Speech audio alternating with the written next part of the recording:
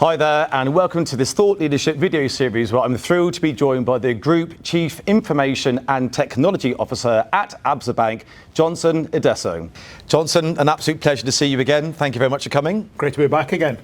Let's talk about something which is very, very close to your heart, digital transformation, this wonderful word. We've heard it many, many times, but I must ask you, it's now part of the norm. Is this an archaic word? Because we're always going to be transforming, we're always going to be evolving.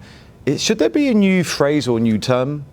That's a very interesting question. The way I think about this is you have to be a digital business today.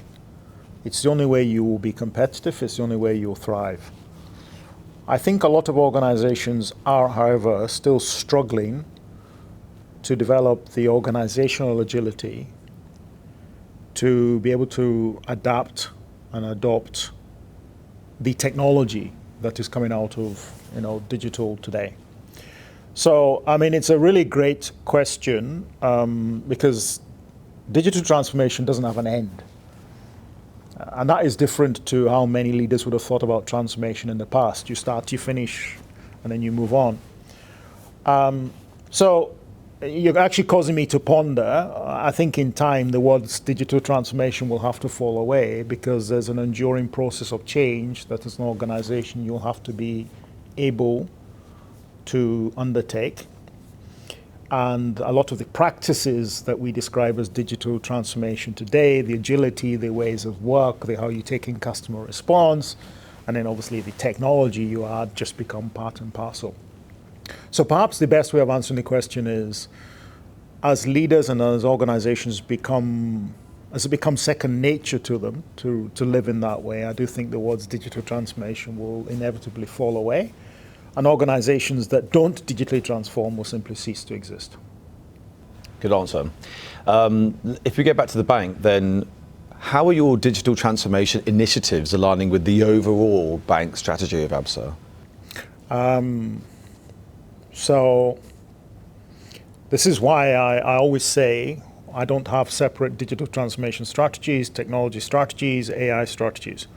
As ABSA, we have our strategy.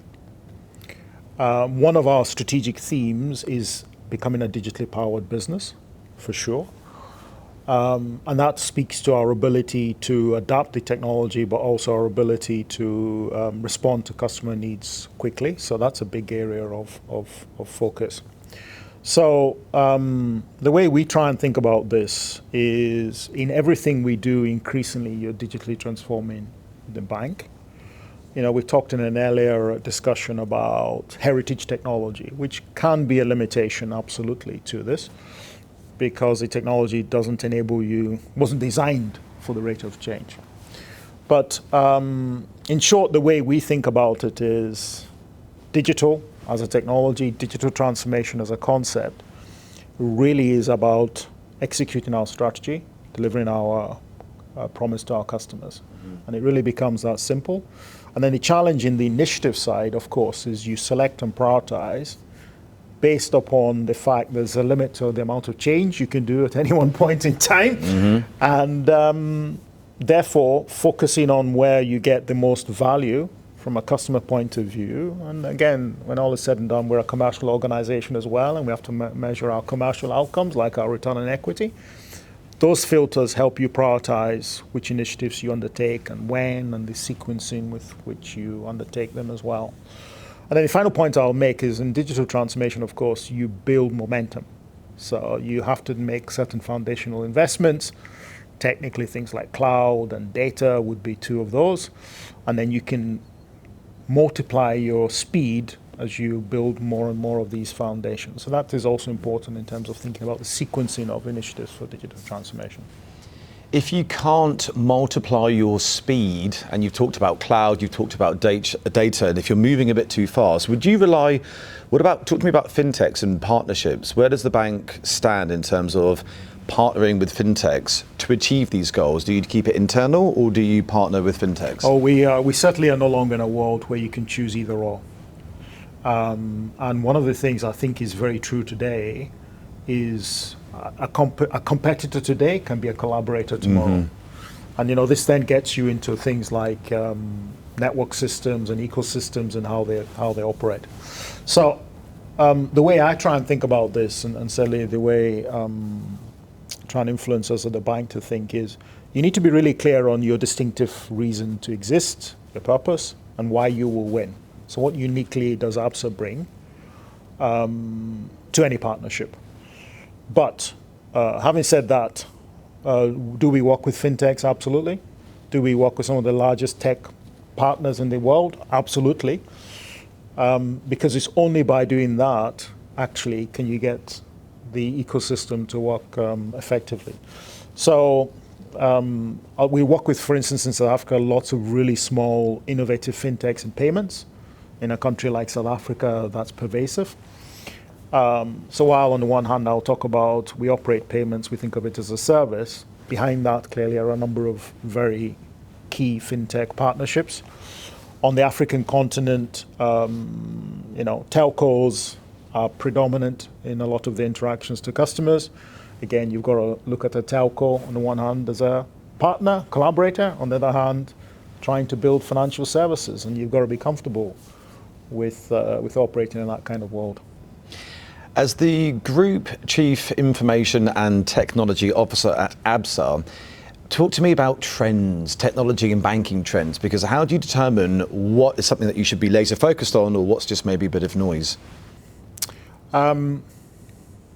Again, I will always start with customers and understanding your customers, because that's your best filter. So on the African continent, the age of our population is really important. The need to grow SME is really important. Areas like infrastructure investment. But from a technology point of view, there are probably three big trends that we are really acutely watching at various horizons of time. Obviously, there's a big trend around artificial intelligence. And artificial intelligence in financial services and their use. Then I do think the whole area of digital assets, stable coins, their use in cross-border payments, I think is coming of age. And you can see quite a number of regulators on the African continent beginning to explore how to leverage these kind of technologies. I mean, it's interesting, blockchain for a while maybe has been a technology looking for some solutions. I think the solutions in this area and on this continent are now becoming a lot clearer. So we track that very, very carefully. And we want to make sure ABSA is at the forefront of bringing customer solutions to market. Then probably the furthest out, but it's not as far out as many might think, is quantum computing. And what I think is interesting about quantum computing is, first and foremost, it's a completely different paradigm in terms of the power of compute that will be available to us. But secondarily, I think it's going to arrive first by complementing what computer scientists call classical computing. It's funny to think of the computing we use today as classical. Classical, yeah.